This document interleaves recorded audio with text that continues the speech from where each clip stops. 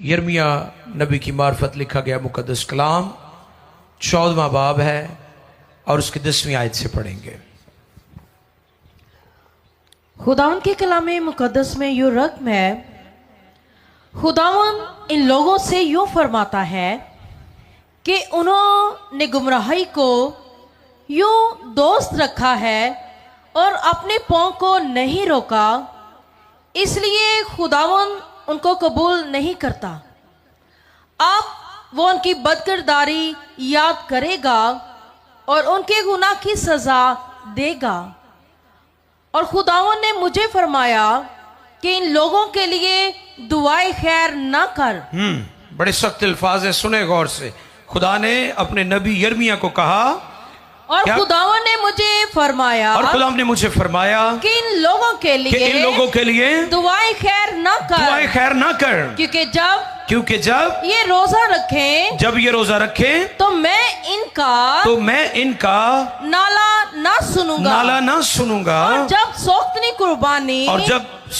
कुर्बानी और हदिया गुजराने तो कबूल ना करूंगा, बल्कि मैं तलवार और काल और वबा से इनको हलाक करूंगा।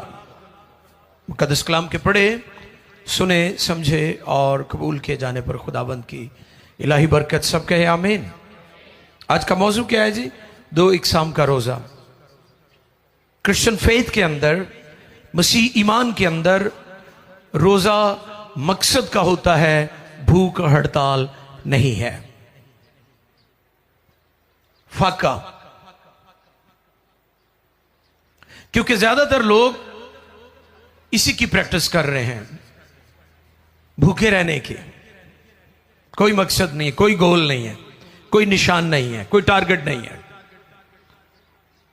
अक्सर यह सवाल उठाया जाता है, मसीही ईमान में कितने रोजे हैं जी?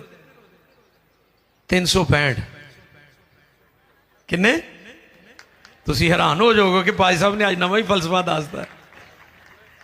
हाँ जी, 365 दिनों में कभी भी आप रोजा रख सकते हैं।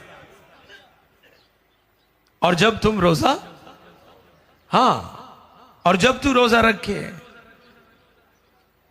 तो इसलिए साल में आप किसी भी वक्त रख सकते हैं।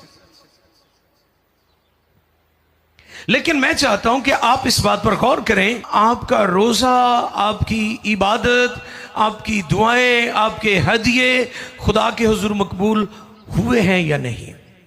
पिछले दिनों टॉपिक था शुक्रगुजारी।